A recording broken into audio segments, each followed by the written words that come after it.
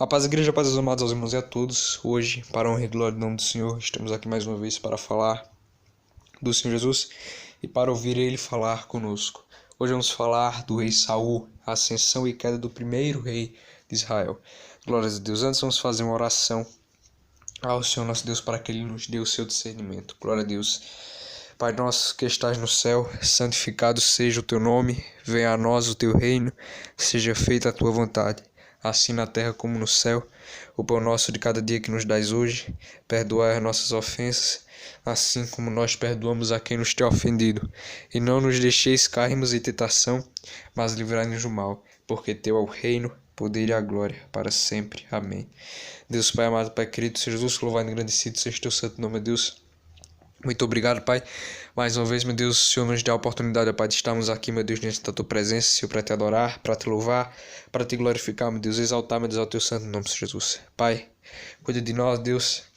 Dá-nos, ó Deus, o discernimento espiritual, Senhor Jesus, para entendermos a Tua palavra, meu Pai, que nós possamos, Deus, sairmos daqui, ó Deus, renovados, ó Deus, cheios, meu Deus, do Teu Espírito Santo, ó Pai, e aprendemos, ó Pai, um pouco mais, ó Deus, da Tua Santa Escritura, meu Deus, para a honra e glória do Teu santo nome, ó Deus, livra-nos, ó Deus, de toda distração e abre nossos olhos espirituais, Deus, para entendermos, Deus, o que o Senhor quer falar conosco hoje, em nome do Pai, do Filho e do Espírito Santo. Amém. Glória a Deus. Hoje, irmãos, vamos falar do rei Saul, a ascensão e queda do primeiro rei de Israel. A história de Saul encontra-se no livro de 1 Samuel 8. Como é uma história longa, muitos capítulos, não vamos parar para ler aqui para ganharmos tempo. Mas se você quiser, vou falar as referências aqui dos capítulos, dos versículos, e você procura aí. Bom, a começar, a história de Saul começa lá no capítulo 8 de 1 Samuel, quando Israel estava nos tempos dos juízes, e o juiz na época era Samuel. E o povo de Israel pede então um rei, né? O povo de Israel olha, né, para as nações vizinhas, nações pagãs e nações que tinham como líder, né, o líder militar, líder político, um rei. E aí Israel, né, o povo israelita olha para essas nações e olha para si e vê que a sua não tem um rei. E aí chega em Samuel e fala: Samuel, nós queremos um rei. Olha, todas as nações aqui em volta têm um rei, nós não temos um rei. Nós não podemos ser diferentes deles. Nós precisamos ter um rei também. Nós precisamos nos adequar à moda do mundo. Nós precisamos nos adequar ao que o mundo está fazendo. Israel esqueceu que era um povo eleito, esqueceu que era um povo escolhido por Deus, que se deixou levar pela moda do mundo. Mas Israel esqueceu que está na contramão do mundo. E aí se deixou levar pelo mundo, se deixou levar pelas tendências do mundo, se deixou levar pelas ideologias mundanas. Só que a ideia de um rei já havia sido falado lá em Deuteronômio, não lembro exatamente do capítulo, mas Deus já tinha prometido um rei segundo o seu coração para governar em Israel. Só que o problema viria quando Israel decidiria, o povo israelita decidiria tomar o primeiro passo, ou seja, decidiria apressar as coisas, fazer as coisas do seu próprio jeito. Apesar de ter recebido a promessa, Israel não confiou como essa promessa seria garantida. E as coisas, você percebe que as coisas já começam a dar errado quando o primeiro passo para estabelecer um rei vem do povo e não de Deus, se espelhando em nações pagãs e apressando a ordem de Deus, que como já disse, que daria um bom rei para Israel segundo seu coração, mas no tempo certo. Israel recebe essa promessa e se apressa, porque olha para as nações vizinhas e quer ser como elas, quer ter um rei como elas. O problema não era ter um rei, o problema era fazer as coisas do jeito dela. Não entregar as coisas na mão de Deus e não falar: olha Deus, faz do teu jeito, faz como o Senhor quiser. Apenas faz o meu coração repousar na tua presença. É isso que o povo de Israel deveria ter feito. Mas não, Israel faz as coisas do jeito que ele quer. E aí Samuel leva essa petição a Deus, porque Samuel era um homem segundo o coração de Deus, e Samuel vai lá e entrega essa confissão a Deus. E Samuel fala: olha Deus, olha o que o povo de Israel está fazendo. E aí Deus fala: Samuel, não se preocupe, porque a quem eles estão entristecendo, a quem eles estão traindo não é você, sou eu. Mas Deus vai lá e dá um rei a Israel. Ele atende o desejo de Israel, só que ele não faz isso de qualquer maneira. Se é para ter um rei, que seja um rei segundo o coração de Deus. E aí Deus levanta de novo Samuel, o atual juiz de Israel, para ir atrás de um homem, e esse homem seria o rei de Israel. E o homem escolhido foi então Saul. A Bíblia vai dizer que Saul era um homem destacado, um homem alto, um homem de bom porte, um homem que, se Samuel, por exemplo, seguisse a mesma lógica que seguiu quando foi eleger Davi como rei, ele provavelmente olharia para Saul e diria que ele seria rei, porque o porte físico de Saul era o porte físico de um rei. Só que Deus não estava preocupado com o porte físico, Deus estava preocupado com o porte espiritual. E do jeito que Saul estava, Saul não poderia ser eleito rei. Então Saul passa por uma preparação, Saul passa por uma prova de fogo, e nessa prova de fogo Deus converte o coração de Saul e prepara ele para ser rei de Israel, e enche Saul com o Espírito Santo de Deus para governar a Israel. A primeira parte do governo de Israel, sim, essa passagem da eleição de Saul como rei, está lá em 1 Samuel capítulos 9 e capítulos 10. A primeira parte do reino de Saul foi um sucesso. Tudo que Saul fazia dava certo. Tudo que ele empreitava dava certo. Todas as guerras que ele batalhava davam certo. Tudo que ele fazia prosperava. Ou seja, tudo onde ele tocasse a mão prosperava. Mas por quê? Por causa do seu porte físico? Por causa de que ele era? Não, mas por causa do seu coração quebrantado perante o Senhor, porque ele era um homem cheio do Espírito Santo. Só que isso não tira o fato de que as coisas não foram feitas totalmente como Deus queria, porque as coisas foram feitas, o primeiro rei de Israel foi eleito mediante a pedido do povo, não da ordem de Deus. Entende? Não esqueça desse detalhe. Por mais que eu esteja falando aqui que o reino de Saul começou bem, não quer dizer que ele vai terminar bem. Bom, ao passar do tempo, Saul começou a deixar crescer no coração dele um sentimento chamado orgulho, né? Uma ideia chamada orgulho, criada pelo diabo, um sentimento, um desejo de independência longe da presença, longe da vontade de Deus. E aí Saul, né, com esse desejo desenfreado, né, com esse pensamento de que tudo posso, né, eu sou o rei de Israel, agora eu é que comando tudo aqui, né, eu sou o dono de tudo aqui, com esse pensamento ímpio, com esse pensamento que vai contra a vontade de Deus, Saul começa assim uma sucessão de erros. Um desses erros está lá em 1 Samuel, capítulo 10, verso 8. Quando Saul coloca-se como sacerdote de Israel, cargo este de Samuel. O que aconteceu? O Senhor mandou o rei Saul esperar 7 dias pelo profeta para que eles oferecessem um sacrifício. Isso antes de Saul ir para uma guerra. O problema foi que Saul se cansou de esperar e fez as coisas apressadamente, do seu jeito, fora do tempo de Deus, e principalmente sem autorização para sacrificar. O problema não foi que Samuel não demorou. Saul que não soube esperar o tempo de Deus. As ordens eram claras. Olha, Saul, você vai esperar aqui 7 dias e Samuel vai vir e vai oferecer sacrifício com você. Quando vocês acabarem, você vai para a guerra. Só que o que estava acontecendo? Saul estava vendo que esperar 7 dias, na visão humana, a visão espiritual de Saul já estava se fechando. O Espírito Santo já estava se afastando de Saul. Não era o Espírito Santo, na verdade, que estava se afastando, era Saul que estava se afastando do Espírito Santo. E a visão espiritual de Saul já estava começando a ficar um pouco borrada, um pouco embaçada. E Saul começa a olhar com a visão física, com a visão carnal. E a visão carnal, a visão física dele mostrava que esperar 7 dias pela ordem do Senhor para que ela se cumprisse não daria certo, seria prejuízo para o reino. E aí Saul olha para a sua visão carnal e mediante esse argumento de que não daria certo esperar por 7 dias a ordem do Senhor se cumprir, Saul pensa, não dá, eu vou ter que fazer as coisas do meu próprio jeito, pelo visto Deus não pensou em tudo, eu vou ter que fazer as coisas do meu próprio jeito, esperar 7 dias vai dar prejuízo a Israel. Olhando pelos olhos físicos, Saul enxergou prejuízo, mas na verdade o prejuízo viria caso ele não obedecesse. Não seria um prejuízo físico, seria um prejuízo espiritual, não só para ele, mas para a continuidade do seu reino. Porque Deus vai dizer lá na frente que o Saul, né, mediante seus atos, poderia ter firmado o seu trono em Israel para sempre, como Davi fez. Hoje, se você pesquisasse na internet, se Saul tivesse mantido seus bons atos, hoje Você poderia achar lá, primeiro rei de Israel, Saul, segundo rei de Israel, Jonatas, terceiro rei de Israel, filho de Jonatas, neto de Saul e assim por diante. Mas os atos de Saul tiraram o reino dele. E um desses principais atos é o que está aqui descrito em 1 Samuel 10:8. E assim como Saul, apesar de receber a ordem do Senhor, tenta fazer as coisas do seu próprio jeito e claramente não dá certo, muitos crentes, muitos cristãos hoje recebem uma palavra, recebem uma ordem de Deus, mas mediante a sua visão carnal, a sua visão física, sua visão humana, uma visão limitada, uma visão que não tem, que não enxerga o futuro, que só enxerga o agora e muito deficiente. Essa visão fala que esperar pela ordem do Senhor, obedecer fielmente à palavra de Deus não vai dar certo.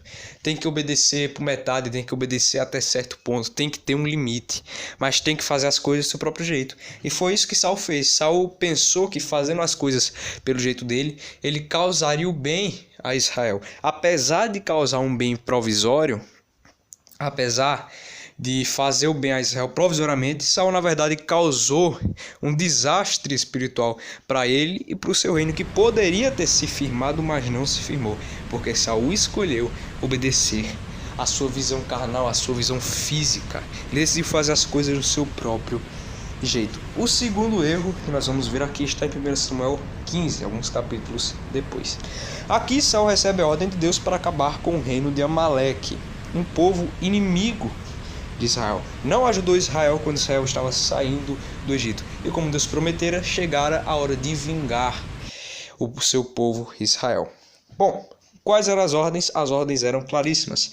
Acabar com tudo dos amalequitas. Não deixar nenhum rastro de nenhum deles. Ou seja, o rei Saul não poderia poupar absolutamente nada. Levar tudo ao anátema sem questionar porquê. E sem fazer exceções. As ordens eram claras, não havia brecha para exceções. Mas o que o rei faz? Chega lá no campo de batalha, destrói os amalequitas, ainda mais porque Deus já tinha entregue os amalequitas para Saul. Só que na hora de acabar com tudo, quando Saul já estava com tudo pronto, com tudo dominado, Saul olha novamente com essa mesma visão carnal, com essa mesma visão física, e vê que se ele acabar com tudo que os amalequitas têm, isso vai gerar um prejuízo para Israel, porque ali no meio daquele povo tem coisas valiosas para Israel. Se ele acabar com tudo que os amalequitas têm, isso não será bom para o reino dele. E aí ele distorce a ordem do Senhor e faz as coisas como ele bem pretende, como ele quer. E aí ele separa o que tem do bom e do melhor do acampamento dos amalequitas e leva para o acampamento dele lá em Israel. E aí Deus vai falar com Samuel e fala: Samuel, eu me arrependi de ter feito esse homem rei de Israel. Vá lá, agora. E aí Samuel vai. E quando Samuel chega lá, ele pergunta para Saul: Saul, olha, você destruiu tudo? Você foi lá nos amalequitas e destruiu tudo que eles tinham? E aí Saul fala: destruí tudo, não sobrou nada. E aí Samuel olha para Saul e disse: por que eu ainda estou ouvindo barulho de ovelha? Por que eu ainda estou ouvindo barulho de boi? Porque eu estou vendo aqui no acampamento coisas que não são suas, coisas que eram dos amalequitas. Você não disse que tinha destruído tudo?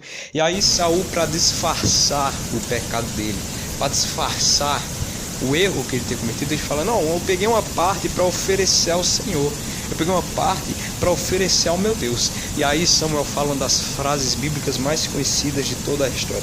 Olha só, quer saber? É melhor obedecer do que sacrificar. E essa frase é muito profunda. Você bate o olho nessa frase, às vezes você não percebe a profundidade dela, mas se você parar para pensar, é muito importante. É muito importante isso. Porque Deus não aceita um sacrifício hipócrita, um sacrifício mediante um ato de desobediência como fez Saul. Saul fez uma coisa gravíssima, pecou, e para tentar encobrir o seu pecado, Saul pega uma parte do que os amalequitas tinham para oferecer ao Senhor. Só que isso que Saul fez, ele tirou esse sacrifício do contexto, porque o contexto não era para aquele sacrifício existir, era para tudo que os amalequitas tinham ser levado ao anátema. Só que Saul distorce distorce a ordem do Senhor e, mediante a sua visão física, a sua visão carnal, ele pega o que é melhor para si, ele pega o que é melhor para o reino de Israel e esquece da ordem do Senhor. Você percebe aqui que a visão de Saul, a visão espiritual de Saul já estava sendo fechada há muito tempo, já estava se encobrindo, já estava se fechando, já estava se fazendo em trevas há muito tempo, porque Saul já não consegue mais enxergar que o real prejuízo que ele vai ter vai ser caso não obedeça a Deus, vai ser caso decida fazer as coisas do seu próprio jeito. E Saul continua fazendo isso. Saul deixa crescer esse sentimento de orgulho, esse sentimento de independência, esse desejo de querer fazer as coisas por si só. E para disfarçar, ele ainda inventa um sacrifício ao Senhor, um sacrifício que não era nem para existir esse sacrifício, porque esse sacrifício está fora de contexto. Sacrifício está fora de cogitação, era para ser um anátema. Era para ser um anátema. Deus não aceita um sacrifício mediante uma desobediência. Deus não aceita um sacrifício hipócrita, um sacrifício ímpio, só para disfarçar o pecado. Não é assim que se corrige o pecado. E Saul sabia muito bem disso, ele só estava querendo enrolar Samuel, mas ninguém enrola Deus. Glória a Deus. Terceiro erro, ainda nesse capítulo, 1 Samuel 15, verso 12, aqui, Saul agora no seu ápice, agora no auge do seu orgulho, do seu sentimento, do seu desejo de independência do Deus Altíssimo, ergue um monumento em homenagem a si mesmo. Olha o que esse homem acabara de fazer. Um homem que começara cheio do Espírito Santo, humilde, quebrantado ao Senhor, que quando veio falando em línguas, profetizando, algumas pessoas até perguntaram: ora, será que Saul também virou profeta?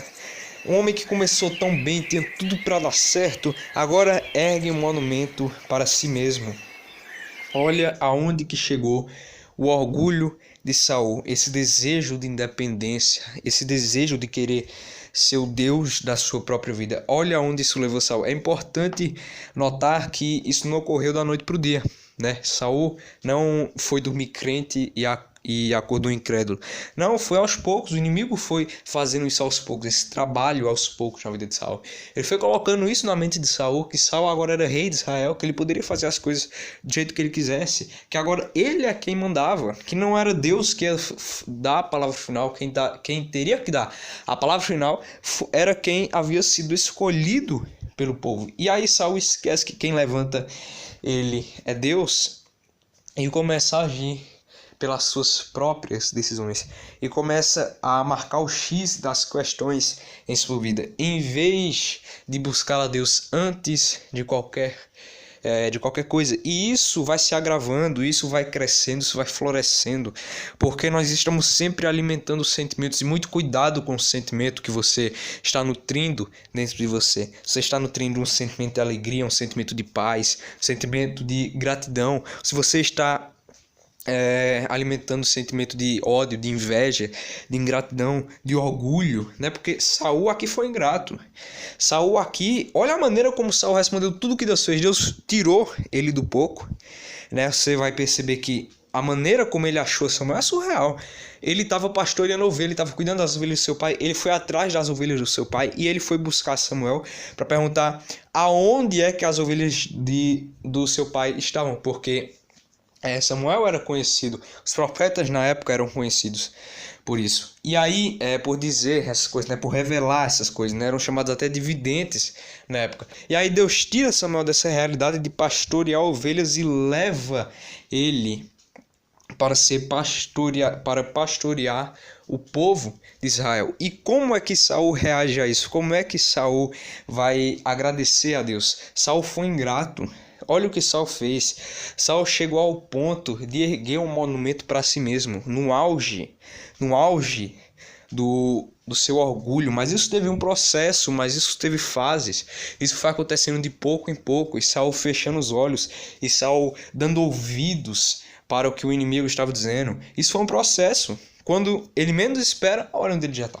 Já está erguendo uma estátua para si mesmo. Agora perceba que quando Deus tira o reino de Saul, ainda no capítulo 15, mediante muitos erros de Saul, Deus vai lá e tira o reino de Saul e dá para outra pessoa melhor que ele. Tira o Espírito Santo de Deus de dentro de Saul, coloca um espírito de atormento em Saul e coloca o Espírito de Deus, o Espírito Santo, dentro do novo rei, que seria então Davi. Esse rei, muitos anos depois de conquistar Jerusalém, Davi vai também querer construir um monumento. Por quê? Qual era a função? Qual seria a finalidade desse monumento, você se pergunta? Davi olhava de cima do seu palácio, né, lá em Jerusalém, e olhava para a tenda onde estava a Arca da Aliança, que na época era o símbolo da presença de Deus. E aí a mentalidade de Davi era a seguinte: não é possível eu, um homem pecador, destituído da glória de Deus, indigno de tudo que Deus me fez até agora, morar no lugar mais chique, no lugar mais rico, no lugar mais próspero de Jerusalém, de Israel, enquanto Deus, o Deus Todo-Poderoso, simplesmente Deus, está morando dentro de uma barraca. Não pode, não condiz isso, não encaixa, as peças não encaixam para isso acontecer. E aí Davi leva esse pensamento a Deus, e Deus fala que não é ele que vai construir o templo, que é o seu filho Salomão que vai construir o templo para Deus.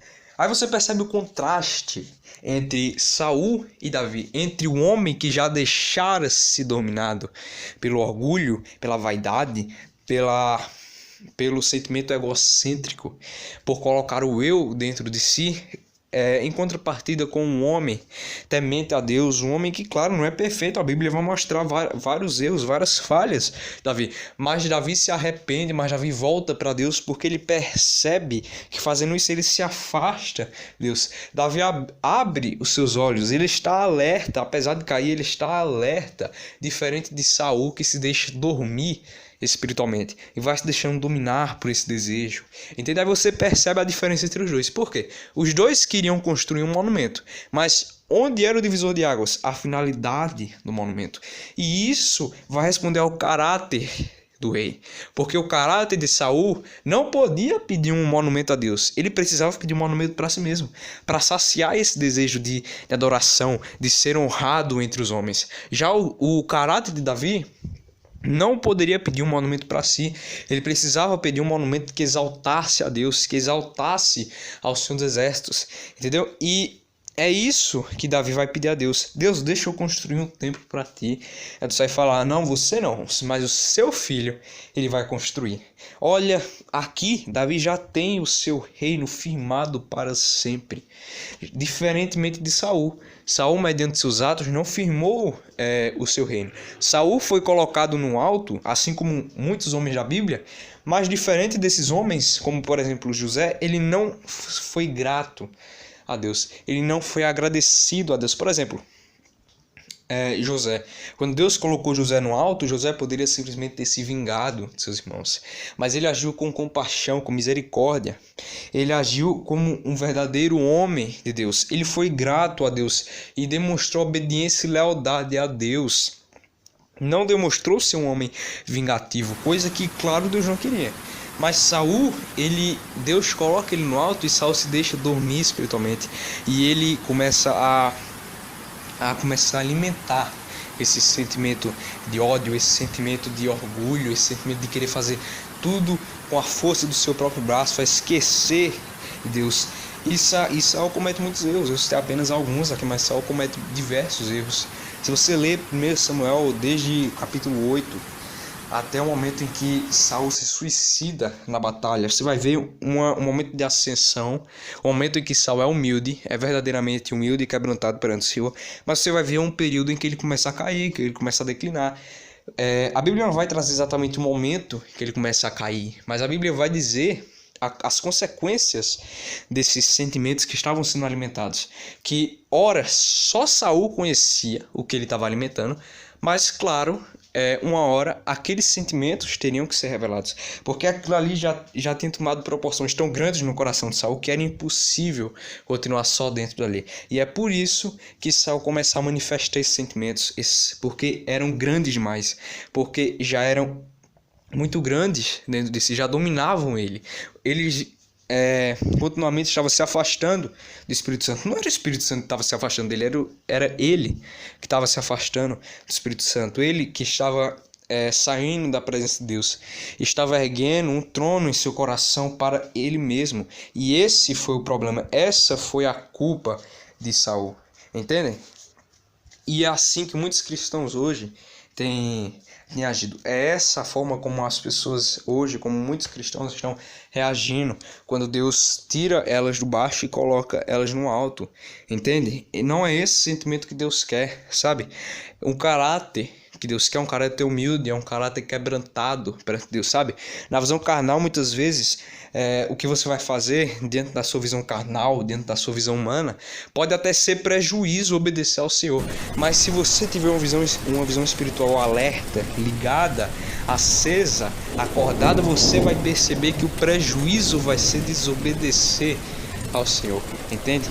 O prejuízo verdadeiro vai ser esse. E quanto mais rápido você descobrir isso, mais você será poupado de dores, mais você será poupado de coisas que Saul poderia ter sido poupado mediante suas ações, mas ele decide obedecer e servir apenas a si mesmo. E muito cuidado, porque hoje você pode até não perceber com frequência esses sentimentos que você está alimentando no seu coração, mas um dia, se você continuar assim desse jeito, esses sentimentos que estão dentro de você vão tomar proporções que eles vão acabar sendo revelados à luz. Como Jesus disse, tudo que fazemos em segredo será um dia revelado à luz. Então, muito cuidado, seja alerta, fique alerta.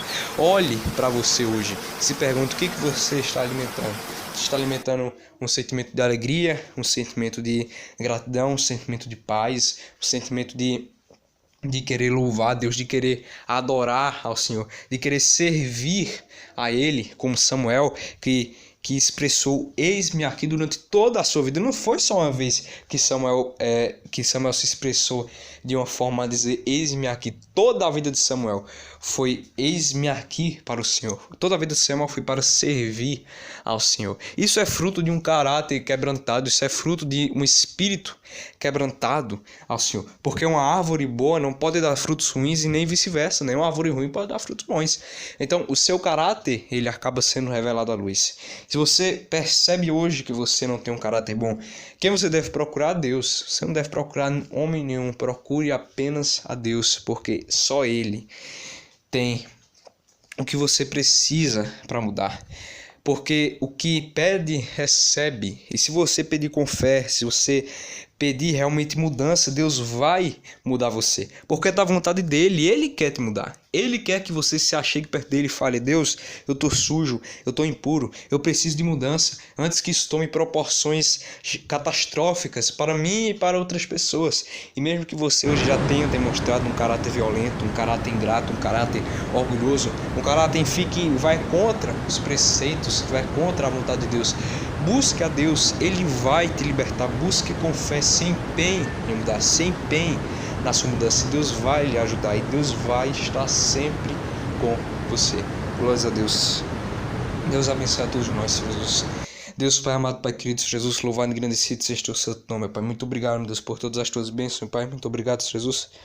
Mais uma vez, ó Deus, ouvimos, meu Deus, a tua palavra, Pai. Estamos aqui, meu Deus, diante da tua presença, Senhor, para te adorar, para te glorificar, meu Deus, exaltar, meu Deus, ao teu santo nome, Senhor Jesus. Pai, que nós possamos sair daqui, meu Deus, cheios, ó Pai, renovados, Senhor Jesus, com o teu Espírito Santo, meu Deus.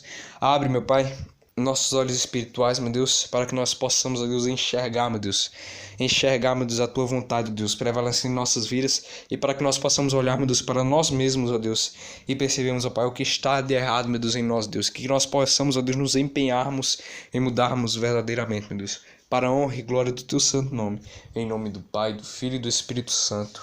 Amém. Glória a Deus. Deus abençoe a todos nós em nome de Jesus.